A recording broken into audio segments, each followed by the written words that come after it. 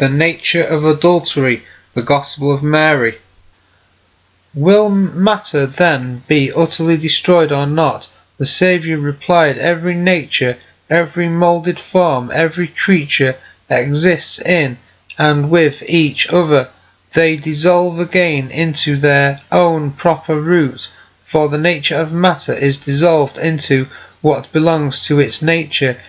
Anyone with 2 ears able to hear should listen. Then Peter said to him, you have been explaining every topic to us. Tell us one other thing. What is the sin of the world? The Saviour replied, there is no such thing as sin. Rather, you yourselves are what produces sin when you act in accordance with the nature of adultery, which is called sin. For this reason, the good came among you, pursuing the good which belongs to every nature. It will set it within its root. Then he continued, he said, this is why you get sick and die, because you love what deceives you. Anyone who thinks should consider these matters. Matter gave birth to a passion which has no image, because it derives from what is contrary to nature. A disturbing confession then occurred in the old body. That is why I told you, become content at heart.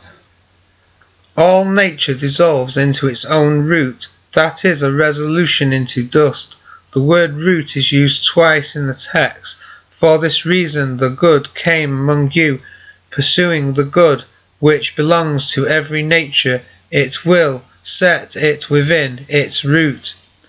Here, the root of perishable matter is contrast with the proper root of a person's true spiritual nature, which the good will establish. There is no such thing as sin. Rather, you yourselves are what produces sin when you act in accordance with the nature of adultery. That is, there is no such thing as the transgression of the law. Sin is described as the nature of adultery. The disciples themselves produce sin by acting in accordance with the nature of adultery.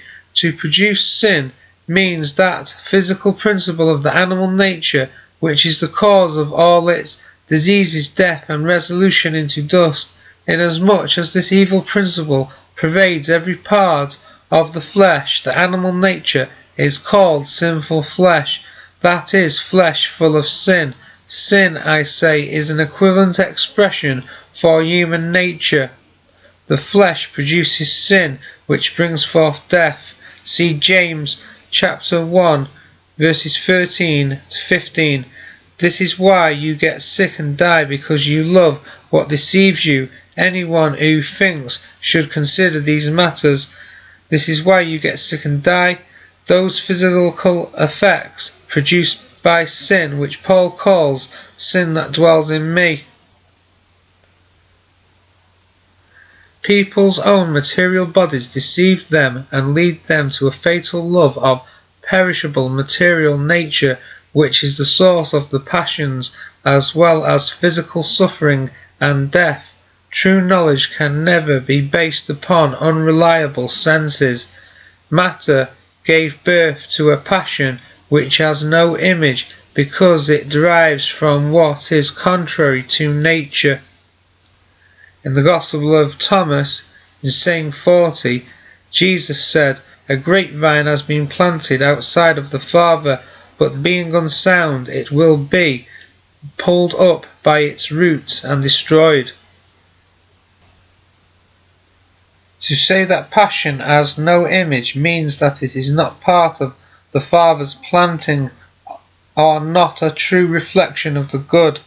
Your eyes are too pure to look on evil, and you cannot tolerate wrongdoing. For thou art not a God that has pleasure in wickedness, neither shall evil dwell with thee. The foolish shall not stand in thy sight.